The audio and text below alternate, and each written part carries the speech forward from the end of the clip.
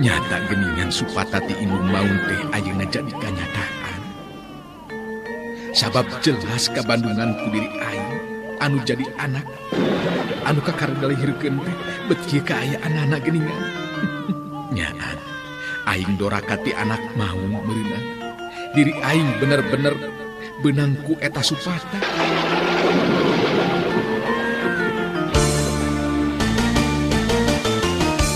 RMG Radio Network gawe bareng jeung DSK 103,2 FM, DSP 1188 AM Stereo, DSS 106,8 FM, Gita 85,8 FM, midangkeun serial dongeng Sunda Si Belang.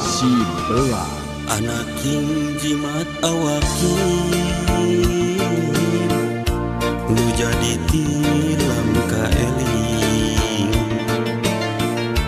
Bapak teu boleh ngapi ngajarin barang jeung peuting Si Belang. Naskah hiasana Yat R. Garapan Mang Inoy. Teknik jeung montase Laga Jaya. Hiasan musik jeung tata sora Rendika MG. Produser Dewi Miranti. Produksi RMG Record. wayahna hidup sing sabar tumari kana kadang takdir teu beunang dipungkir kadar teu beunang disinglang. Para kanca sadaya nyanggakeun Si Belang.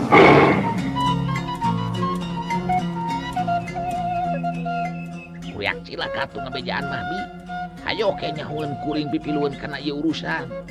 Bisa cilaka tuh kuring. Nyata sanajan bari jeung hirup sangsara tetep ari panjang umur mah kuring teh hayang bi. Embung ari kudu buru-buru paeh mah. Komo paehna dipergasa batur mah. Terus paeh panasaran jadi marakayangan. Cilaka meureunan. Mang Obel jeung Di Uun ngobrol lalaunan. Duanana memang banget teu panuju ku tindakan Tuan Panhus anu nyewa dua urang jago bayaran keur ngabereskeun masalah non Mary anu jadi anakna. Sedangkeun Tuan Panhus ningali dua jago bayaran anu disewana nyata Prakosa jeung Sundara pinuh ku kayakinan bakal mampu ngungkulan masalah anu keur disinghareupanana. Harita beuki sumanget nyarita deui. Well, Prakosa and Sundara, Tuan teu ngarasa kapuratan menawi lamun memang si Seta pandel menawi jangan ragu silakan ditindak ku kekerasan menawi jika perlu itu si Seta dihabisi saja nyawanya. Entia orang jadi ngerti Tuan tidak bisa dianggap enteng. Well, Prakosa ngagilirkeun deui perah bedogna bari terus ngomong deui. Tenangkeun hate Tuan. Jangankeun Seta hanya sorangan Tuan. Walaupun ada 10 urang, saya berdua akan sanggup nyinghareupannya. Tinggalikeun saja, nanti akan dibuktikan kemampuan saya berdua, Tuan. Sundara nyambungan caritaan baturna. Ya nantikan saja, Tuan. Kangaranan urusan bunuh-membunuh sudah pagawean. Si Seta tidak bisa digeing saja mah. Sikat sajalah, Tuan. Jadi iraha nih, harus perginya saja, Tuan. Kalembur kertasana teh. Well. Non Mary ayeuna keur aya di lembur kertasana menawi. Jadi hari ini juga kamu orang berdua berangkat. And segala semua urusan Tuan serahkan ke kamu orang berdua. Tuan tidak tahu apa-apa. And kamu orang berdua harus berhasil, jangan sampai gagal. Tapi kudu hati-hati juga menawi, sebab si Seta dia orang juga jago menawi. Prakosa ngarebehkeun awakna bangun anu nguntup jeung yakin pisan kana kamampuhan dirina. Di mana tepung terus tarung ngalawan Seta manehna anu bakal unggul. Tenangkeun hate Tuan. Nanti tingalikeun sama Tuan apa yang bakal terjadi ka si Seta. Memang jangan diantepkeun urusan anu begini mah Tuan. Moal diberi diampun ta sama saya mah. Jadi sekarang berangkatnya. Well. Memang ayeuna sekarang berangkat menawi. Jangan sampai gagal menawi. Harus berhasil sebab Tuan sudah habis kesabaran menawi.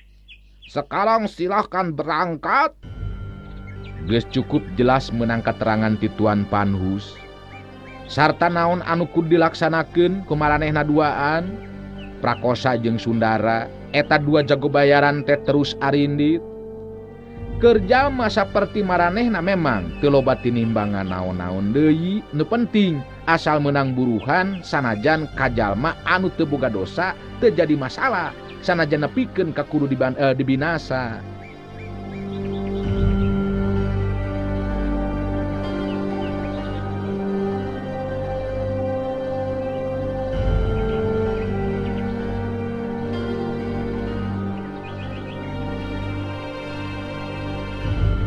Tuan Panhus ngajanteng nangtu ngawaskeun ti tepas imah inditna dua jago bayaran.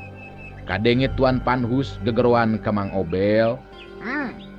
Mang Obel, kesini coba lihat Mang Obel. Mang Obel buru-buru datang nyamperkeun. Ya abdi Tuan. Mang nih, ada apa ya? Tuan Panhus nunjuk ku curugna ka lebah Prakosa jeung Sundara. Anu laleumpang ninggalkeun buruan imah. Coba itu orang perhatikan Mang Obel. Dua orang jago bayaran anu bakal beri pelajaran ke si Seta menawi. Si Seta bakal terkejut kaget menawi. Manehna kudu berhadapan dengan eta tua jago menawi. Mang Obel memang bisa ningali lengkahna eta dua jago bayaran anu garagahna keranan. Nandakeun duanana memang geus boga rasa percaya diri sanggup ngalaksanakeun tindakan naon bae oge. Well, pigi mana Mang Obel? Gagah kan? Tuanana memang jago Mang Obel, Mang Obel bisa lihat kan? Mang Obel kapaksa ungeuk sanajan dina hate mah teu panuju. Ya, memang garagah Tuan. Mang sudah ningali ayeuna teh menuju ke lembur Kertasana itu teh Tuan. Well. Memang sekarang arindit ka lembur Kertasana menawi biar si Seta menjadi terkejut kaget. Tapi sudah terlambat si Seta mau bisa minta maaf menawi. Tuan geus betul-betul habis kesabaran Mang Obel. Terus tindakan itu dua orang jago bayaran teh kumaha Tuan? Ya lamun memang si Seta bandel menawi. Tuan geus nyarenkeun ka itu dua orang jago, si Prakosa sama Sundara supaya menindak si Seta. Jago bayaran sudah biasa melakukan kekerasan Mang Obel. Maranehna menawi bisa wae membunuh itu si Seta wel. Ya, hari mudah-mudahan mah jangankan keayaan kaributan anu aya hubunganana jeung bunuh-membunuh Tuan. Ulah nepikeun ka sampaikeun ka membunuh-membunuh maksud Mang teh. Alah, mendengarna oge Mang mangadeg-deg Tuan. Bunuh-membunuh mah. Itu sudah resiko anu kudu disingharepan ku si Seta menawi. Berani dia pegang api, mesti harus berani merasakan panasnya. Itu kita orang kalau memberikan pelajaran kepada orang. Sekarang Mang Obel, ayo kerja lagi. Mang Obel karep mahayang indit lumpat nepungan kaseta anu aya di lembur kertasana. Lian tirek ngabejaan kaseta oge jadi hayang ngabandungan. Aya kajadian naon anu bakal lumangsung di pilemburan. Ngan geus bisa kabayang ku Mang Obel, upama tea maseta teu bisa ngungkulan 2 jago bayaran tuan Panhus, geus bisa dipastikeun jalma anu ngaran Seta geus moal bisa panggih deui. Tapi Mang Obel ngan ukur bati hate anu kumejot. Lamun manehna indit geus bisa dipastikeun tuan Panhus bakal ambekeun. Antukna Mang Obel ngan ukur hate anu neroweco ngomong sorangan. Aing jadi inget kabaran gitu yo. Manehna oge sarua deui jago bayaran. Heuh ngan beda manehna mah. Sanajan nya jago bayaran, henteu sambarangan narima kana parentah anu asal muruhan. Ari lain jelema jahat mah anu kudu ditindak. Heuh, mungeun lain jelema jahat mah. Komo kangaranan jelema anu henteu boga dosa mah. Ari Bardan mah jadi jago bayaran teh ngabela anu bener. Hanjakal jeung Bardan ukur tinggal ngaran. Hanjakal jeung Bardan ukur tinggal ngaran. Sedengkeun 2 jago bayaran anu tadi mah heusi Prakosa jeung Sundara katinggalina teh asal buruhan be maranehna mah. Paduli teuing mergasa ka sasama anu teu boga dosa. Sing waspada Den Seta, mudah-mudahan be sing bisa ngungkulan eta 2 jago bayaran. Mang Obel dina hatena mah memang teu miharep upama Seta nepikeun ka kudu cilaka ajal binasa ku 2 jago bayaran ngaran Prakosa jeung Sundara. Sabab Mang Obel boga kayakinan Seta sabenerna mah teu boga dosa.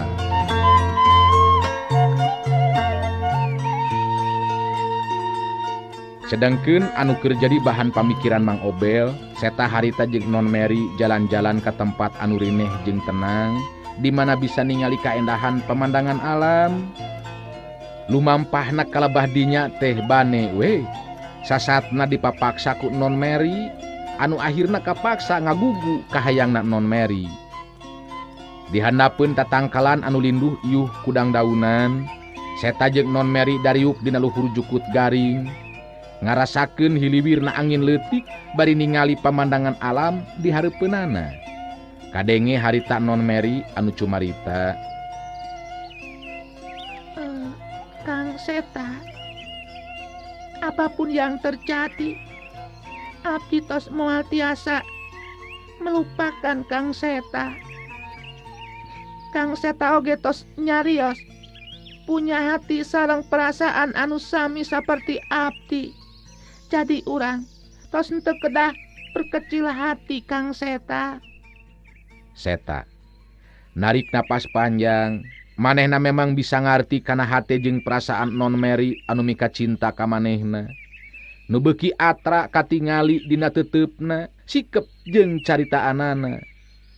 Tapi Seta henteu gampang kitu bae narima kana kanyataan anu ngabagjakeun hate jeung perasaan. Da puguh hate jeung perasaan Seta oge sarua teu beda ti Non Mary.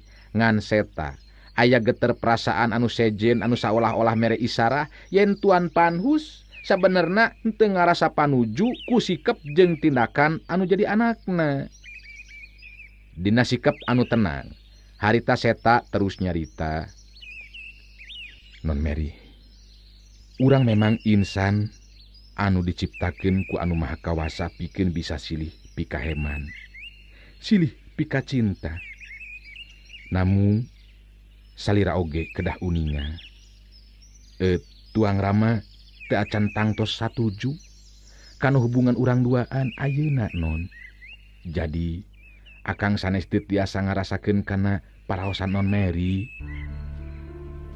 Disabit ku Seta ngeunaan anu jadi bapa. Katingali harita paroman Non Mary jadi alum semunguyung. Inget deui waktu nu jeung nu jadi bapana Pasea. Nepikeun kangancam sagala rupa ulah neruskeun hubungan jeung Seta lalaki anu dipika cinta ku manehna. Non Mary narik napas panjang bari ngomong deui lalaunan. Memang benar Kang Seta. Terus terang, di antara abdi oke papi, ternyata henteu sepaham. Tapi ke diri abdi itu bukan suatu rintangan, Kang Seta. Cinta kita agung, Kang Seta. Henteu tiasa dipisahkeun ku kekuatan apapun juga. Nah, Kang Seta tidak yakin karena cinta urang, Kang. Non Mary, cinta anu tumuwuh lahir dina hate urang memang tumuwuh mekar tanpa paksaan.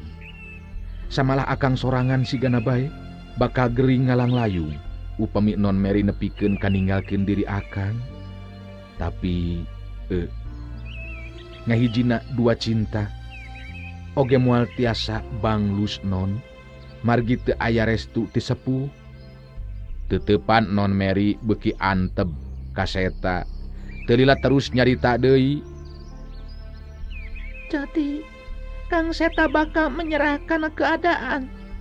Upami kitu mah jelas Kang Seta tidak menyayangi saya. Tanya ke abdi, upami kitu mah Kang Seta, abdi lebih baik memilih mati, Kang Seta, tibatan urang tengah hiji, Kang.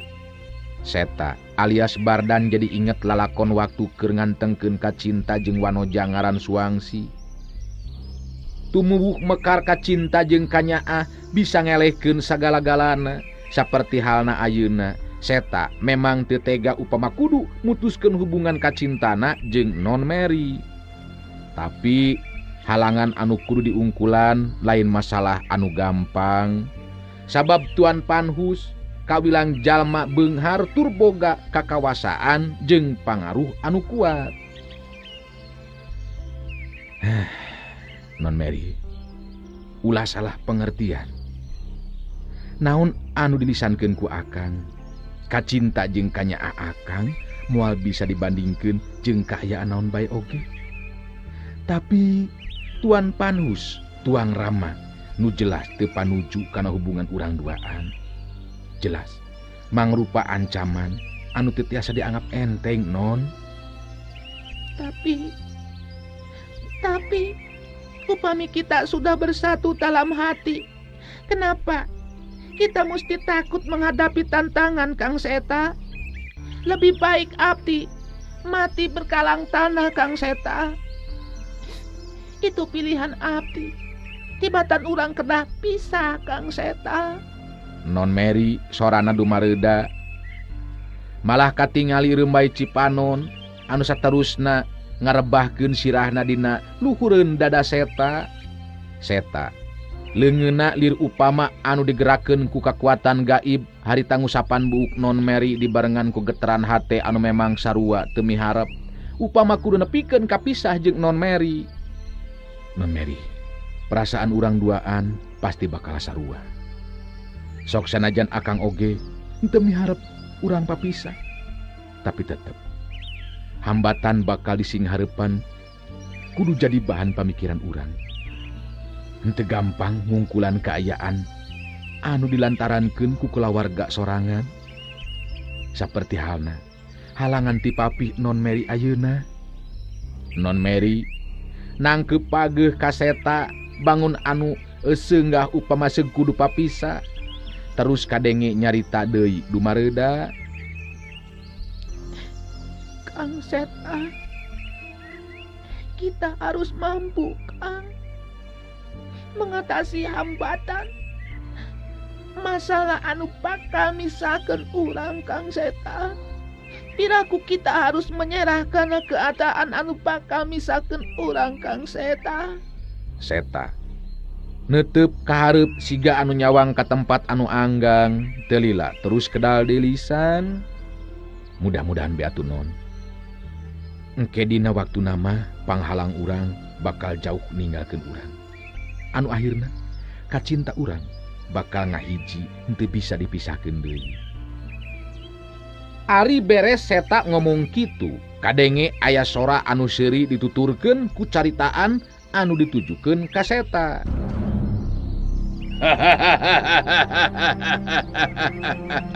ngimpi tengah poe ereng-erengan dulu silaing sata. Make jeung mikahayang ka non Mary segala rupa anak bangsawan ti negara Balanda. Anu teu mungkin bisa ngahiji jeung silaing. Eureun eta sora anu ngomong, ting jorelat dua jirim jalma daratang kalemah dinya. Non Mary jeung Seta ngalepaskeun rangkulanana. Dua nana pada musirkeun paneutupna kadua jalma anu anyar datang nu tayalian ti Prakosa jeung Sundara. Dua urang jago bayaran anu disewa ku Tuan Panhus. Teutepan pada bantrok, Prakosa neutup seukeut ka Seta bari ngagilirkeun perah bedogna dina cangkeng belah kenca. Teu lila kadenge Prakosa nyarita deui dina sikepna anu sinis ngandung panghinaan. Maneh gede hate Seta. Make jeung mikahayang ka non Mary segala rupa ha. Henteu weureuh gadung mah maneh teh atawa sugan tereh gelo. Hirup teu nalipak maneh ngukur ka kujur. Seta jeung non Mary cengkat nangtung. Non Mary malah anu pangheulana tumanya. Saha anjeun tuaan? Lancang bicara seperti itu Prakosa seuri bari terus nembalan. Tenang non Mary. Saya berdua adalah jago bayaran disuruh sama Tuan Panhus supaya datang ke sini. Maksud tujuan yaitu akan membawa pulang non Mary sebab papi tidak setuju kutinakan non Mary sekarang. Sundara asa teu ngeunah lamun cicingeun teu milu cumarita meureunan, harita manehna oge milu ngomong. Lebih ada turutkan saja kayang anu jadi bapak non. Masih loba lalaki anu sajena dari bangsa non kene. Ulah make jeung hayang kasih Seta jalma palang sakitu ye. Sikep jeung caritaan Prakosa kitu di Sundara kawilang sombong jeung asal ngeunah sorangan sigana teh. Tapi Seta henteu gampang kapancing ku amarah. Manehna tetep tenang dina nying hareupan kaayaan saperti kitu. Non Mary geus rek ngomong deui bari ambek tapi leungeunna dicekelan ku Seta. Seta ngabagikeun paneutupna ka eta dua jago bayaran teu lila terus nyarita. Oh, jadi kisanak duaan teh tetela Prakosa jeung Sundara. Jago bayaran anu ngahaja dititah datang ka dieu ku Tuan Panhus. Sakuruna mah kisanak ngarti. Non Mary geus lain budak leutik teu kudu disusulan. Sok komo make jeung kudu digiringkeun balik. Sabab non Mary awewe anu geus manjing dewasa. Lian ti eta urusan antara kuring jeung non Mary urusan pribadi. Di antara urang teu boga masalah naon-naon. Katenangan sikep di Seta saperti kitu temerapna ka eta dua jago meuwuh beuki nguntab panas hatena. Prakosa mun cereng ka Seta bari terus nyarita deui. Si lain wadian ngabaca seperti kitu sia Seta. Ngukur ka kujur jeung teu atuh. Mikahayang ka non Mary pangkat naon si lain teh ha? Pila kadar pupuh lemur. Dasar memang jelema anu teu nalipak maneh. Mary lebih baik pula ditungguan ku papih non. Sundara milu nambahan caritaan. Dengan deui awewe anu sababan jeung si laing atuh Seta. Montong coba-coba kadeuketan deui ka non Mary euy. Lamun si laing hayang selamat. Seta tetep tenang henteu kapancing ku amarah. Sakumaha anu dilisankeun ku sim kuring kitu. Urusan kuring jeung non Mary urusan pribadi. Jadi kisanak henteu kudu kepilueun kana ieu urusan. Rek nyebutkeun naon bae ka diri kuring. Mangga eta mah hak kisanak duaan. Nu bisa nyarita jeung boga kahayang. Ningali Seta masih keneh tenang teu kapancing ku amarah. Sundara jadi beuki muntab panas hatena. Seta. Dewek geus meunang parentah langsung ti Tuan Panhus ya. Bapana non Mary supaya bisa kabawa balik ayeuna. Malah lamun perlu digusur ti tempat.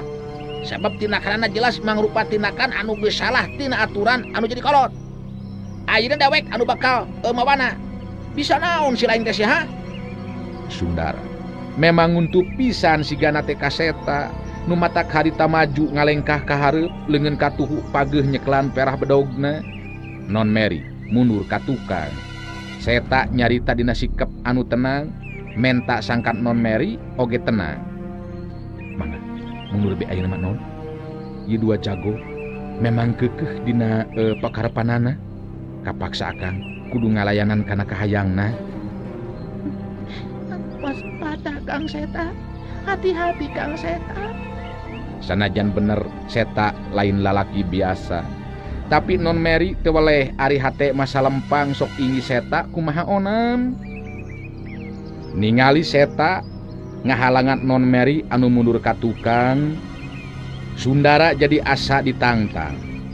Beak rasa kasabaranana langsung mesat bedogna bari ngawangun pasangan, saya gadiri pikeun ngamimitian ijen jajaten. Seta henteu bisa ngap enteng kanu jadi lawan. Harita saya gadiri pinuh kawaspadaan, sabab Sundara geus pasti bakal ngamimitian majuna Rajang. Hap, ya, konyor siapa nih Seta? Curela, cilem, huk, yuk, huk, lihat, huk.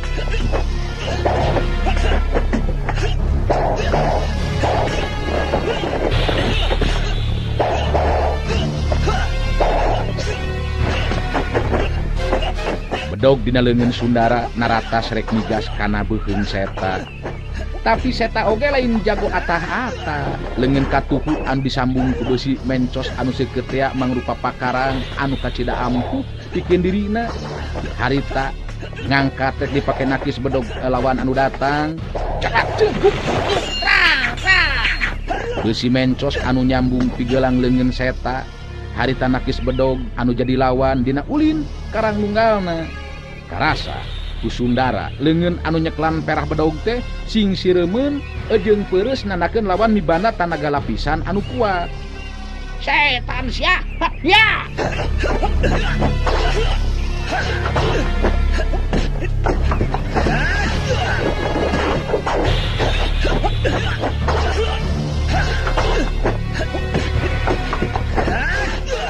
Sundara mindo deui majuna Rajang, jelas leuwih garang batan tadi panarajangna. Seta jeung Sundara pada ngetrukeun pangartina masing-masing ngan dina tujuan anu beda. Sundara salaku jago bayaran boga karep hayang merenan jiwa lawan, sedengkeun Seta ngan ukur samet ngabela diri. Lantaran memang boga maksud dinasa kanu jadi lawan. Tata gerak panarajang anu dilakukeun ku Sundara bener-bener garang jeung ganggas bangun anu teu mereka sempetan pikeun nyinghapan kanu jadi lawan. Tapi Seta alias Bardan menang bekal ilmu anu cukup ti Ki Jolad anu jadi guruna. Malah akhir-akhir ieu Seta terus ngalatih ilmuna sangkan leuwih asar teu matak aneh lamun mampu ngimbangan daya panarajang nu jadi lawan. Waktu bedog lawan nyempong rek ngarah kana cangkeng. Seta nakis ku besi mencos sambungan leungeunna. Kituna teh Seta bari ngagajeleng luncat ka gigireun badan lawan, suku katuhu Seta asup kana sasaran keuna kana iga burung lawan. Sundara ngagero kaget bari jeung nyengir nahan ka nyeri, ngadalig deuk mundur ka tukang sababaraha lengka. Ningali kana eta kaayaan prakosa katingali tatan-tatan saya gadiri pikeun ngabantu. Sundara mancuhkeun deui tangtunganana beuki muncak amarahna sabab manehna kabeunangan ku tajongan lawan. Paingan maneh gede hate sia Seta. Boga pangarti anu lumayan geuningan, tapi montong wakatos sia deuleu.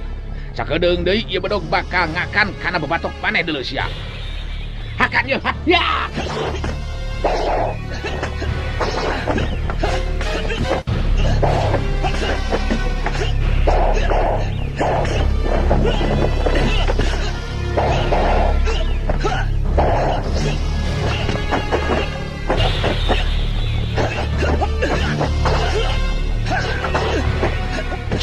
Cilem Sundara harita maju deuna Rajang nyebetkeun bedogna leuwih garang batan tadi. Seta memang geus saya gadiri ti anggalna. Henteu seber sanajan lawan katingalina beuki garang jeung bayangan. Semeran bedog Sundara ngahiuk bangbaraan matak paur anu borangan. Sababaraha kali tenggelan jeung tajongan Seta asup deui kana sasaran. Sundara. Ngegero deui kaget jeung nyeri bari jeung ngabangkieung mundur ka tukang. Manehna jadi kabuka matana, tetela seta lain lawan anu enteng. Buktina manehna anu terus-terusan kabeunangan ku Panarajang nu jadi lawan. Ningali kaayaan anu teu nguntungkeun pikeun pihakna. Sanggeus ngabandungan seta lain lawan anu enteng, prakosa ngagero handaruan bari ngahembatkeun bedogna maju Narajang. Ya, ya.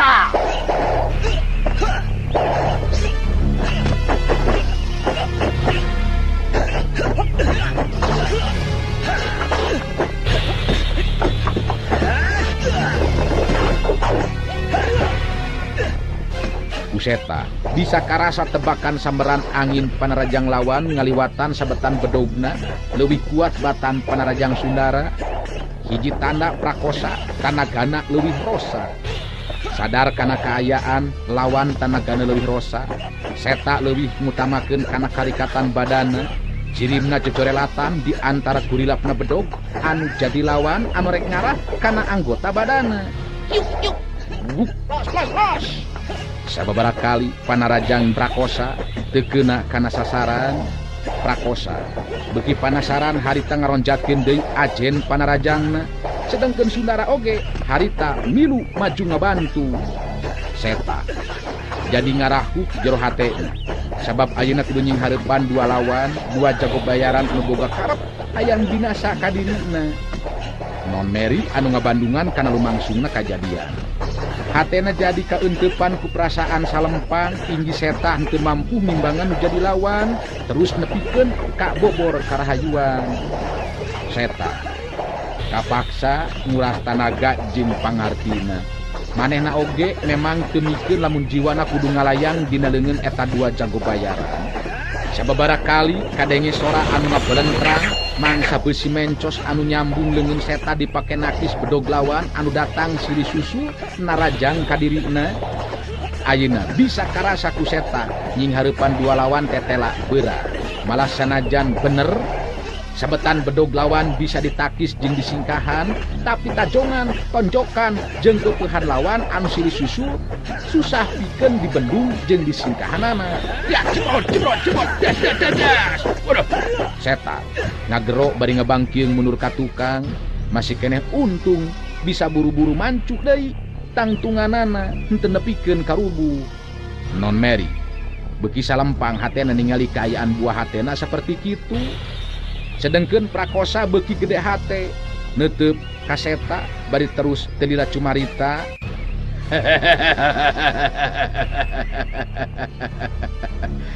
Sakedeung deui maneh bakal kojor deui sa seta. Sanajan maneh hebat, sanajan maneh jago. Kangaran nying hareupan dewek duaan, maneh geus moal bisa menang sia deuleu. Seta mancukeun tangtunganana. Nambahan ayeuna mah kawaspadaanana teu miharep upama kudu ngadua kalian ngaranapan kabeunangan ku Panarajang lawan. Kadenge Sundara nyarita ngandung ejekan. Nu kieu patut coba-coba rek jumaha goha. Jadi bangke deuleu, maneh sakedeung deui geus eta sia. Loba gunana deuleu hirup oge. Hat, ya. Sundara maju deui Narajang dituturkeun ku Panarajang prakosa.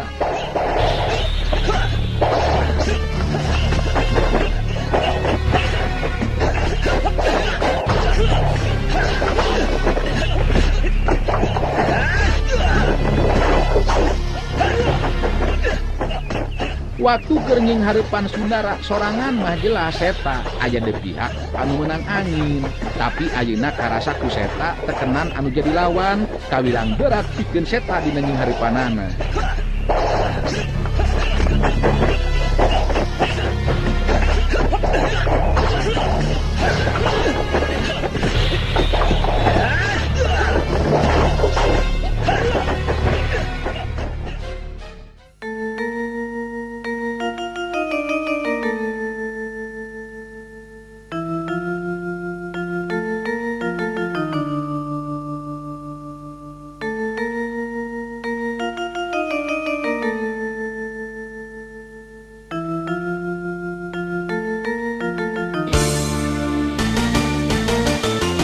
RMG Radio Network gawe bareng jeung DSK 103,2 FM, DSP 1188 AM Stereo, DSS 106,8 FM, Gita 85,8 FM, rengse midangkeun serial dongeng Sunda Si Belang. anak king jimat awakin nu jadi tilam ka eling bapa henteu weleh ngapi ngajaring barang jeung peuting Si Belang. Naskah hiasana Yat R. Garapan Mang Inoy. Teknik jeung montase Laga Jaya. Hiasan musik jeung tata sora Rendika MG. Produser Dewi Miranti. Produksi RMG Record. wayahna hidup sing sabar tumarima kana kadar takdir teu beunang dipungkir kadar teu beunang disinggan. Para kanca sadaya wilujeng kantun.